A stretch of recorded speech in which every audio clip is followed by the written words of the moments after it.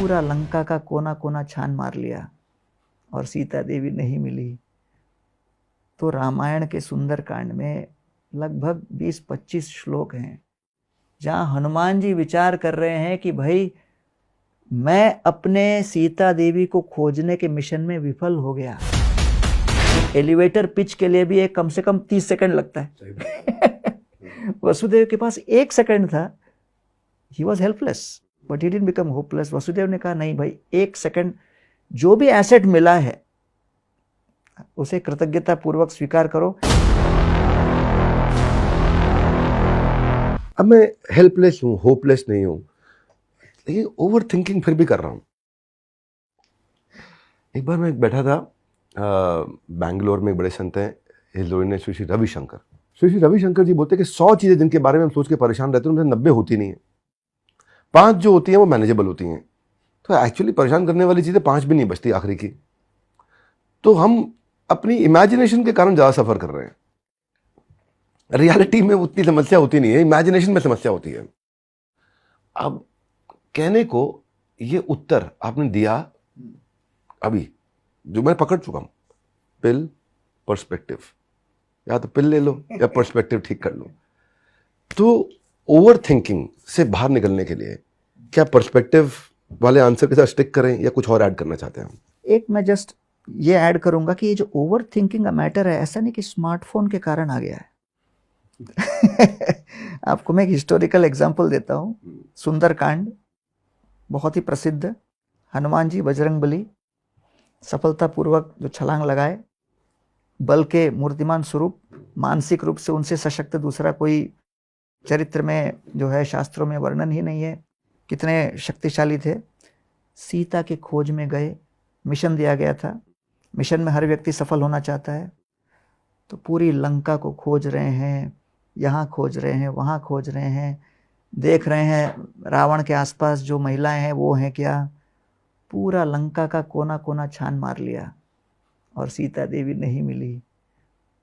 तो रामायण के सुंदरकांड में लगभग 20-25 श्लोक हैं जहां हनुमान जी विचार कर रहे हैं कि भाई मैं अपने सीता देवी को खोजने के मिशन में विफल हो गया। बड़ी अपेक्षाओं के साथ रामचंद्र जी ने मुझे भेजा। पूरा समुदाय समाज मुझसे अपेक्षा कर रहा है कि मैं सफल होकर लौटूं, और विफल होकर लौट के अगर मैं समाचार दूं सीता देवी नहीं मिली, तो सबसे पहले रामचंद्र प्राण छोड़ देंगे। रामचंद्र प्राण छोड़ेंगे तो लक्ष्मण तो छोड़ ही देंगे, भरत और शत्रुघ्न को समाचार मिलेगा वो छोड़ देंगे, और फिर कौशल्या और बाकी जितने रानियां हैं वो अपना शरीर छोड़ देंगे, अयोध्या वासी शरीर छोड़ देंगे। देखते ही देखते सभी लोग शरीर छोड़ देंगे। तो उसके पीछे कारण मैं रहूंगा, तो अच्छा है कि मैं ही शरीर छोड़ दूं। तो इतने लोगों की जान बचेगी, कम से कम आशा बनी रहेगी। सीता मिली नहीं मिली पता नहीं। हनुमान जी इस तरह विचार कर रहे थे, लेकिन क्योंकि वो हनुमान जी है, उन्होंने कहा नहीं, हमें अपने विवेक शक्ति का प्रयोग करना है। और उन्होंने कहा चलो भाई, हम अपने बुद्धि का प्रयोग करेंगे। भले अब तक हम विफल हुए, लेकिन अंतिम क्षण तक प्रयत्न करते रहेंगे। जैसे कंस ने अपने हाथ में तलवार उठाई, देवकी का केश अपने हाथ में लिया, 1 सेकंड के अंदर तलवार नीचे आने वाली थी। It's a situation of helplessness. Vasudev के पास हथियार नहीं थे, but he didn't become hopeless. उन्होंने कहा चलो 1 सेकंड तो है मेरे पास। एलिवेटर पिच के लिए भी एक कम से कम 30 सेकंड लगता है। वसुदेव के पास 1 सेकंड था। He was helpless but he didn't become hopeless. Vasudev ने कहा नहीं भाई, 1 सेकंड जो भी एसेट मिला है उसे कृतज्ञता पूर्वक स्वीकार करो। ये 1 सेकंड के काल का एसेट मुझे मिला है, इसमें मैं कन्विंस करने का ट्राई करता हूं कंस को।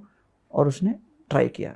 हनुमान जी मैंने कहा चलो भाई, भले मैं विफल हो गया लेकिन आशाहीन नहीं होऊंगा। फिर प्रयास किया, अशोक वाटिका में पहुंचे, सीता देवी का दर्शन हुआ। तो ये जो भावना है कि हम प्रयास करें, प्रयास में विफल हों, विफल होने के बाद जो प्रतिक्रिया हमारी होती है, वो पूर्व ज़माने में, पूर्व के दिनों में और आज के दिनों में अंतर यह है कि हमारे पास रोल मॉडल्स कम हो गए।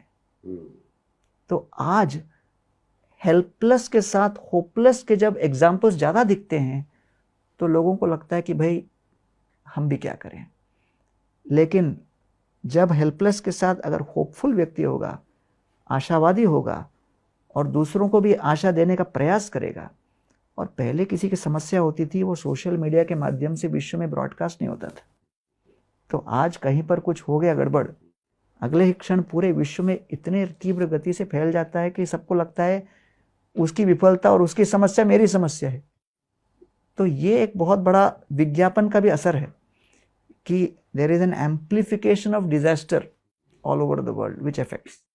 तो इसलिए मैं कहता हूँ कि हमें अपने आप को इंश्योर करके रखना है, इम्यूनाइज करके रखना है कि भाई आज सुबह 9 बजे से रात के 9 बजे तक एक के बाद एक परिवर्तन परिवर्तन परिवर्तन आता रहेगा, लेकिन उस परिवर्तन को जूझने के लिए मैं अपना दिन शुरू करूं कि भाई प्रकृति, काल और कर्म तो बदलता रहेगा, लेकिन ईश्वर के साथ मेरा संबंध बदलेगा नहीं। उनकी सेवा करने की सामर्थ्य और शक्ति कम नहीं होगी। इसलिए हम चाहे हिंदू हो, सिख हो, मुसलमान हो, जैन हो, बौद्ध हो, जो भी हो, हर धर्म में प्रातःकालीन प्रार्थना, और हमारे दादाजी, परदादा, माता पिता हमेशा बोलते थे बेटा बेटी सुबह उठ के प्रार्थना करो, लेकिन इसके पीछे कारण नहीं बताते थे, इसलिए लोगों को हल्का लगता था कि ये क्या है यार, ये तो रिचुअल है। पर उसके पीछे बहुत एक इम्पॉर्टेंट मैसेज ये है कि भाई you begin the day with strong intention. When intention is strong you will have powerful inspiration. Inspiration रहेगा, you will have great integrity. Integrity रहेगी, then you will have intelligent choices. तब जाकर you will have the intensity to push through obstacles. तो ये जो 5I formula है ये बहुत इंपॉर्टेंट है। बिना अपने सही प्रेरणा के हम लोग अपने जीवन में परिवर्तन नहीं ला सकते।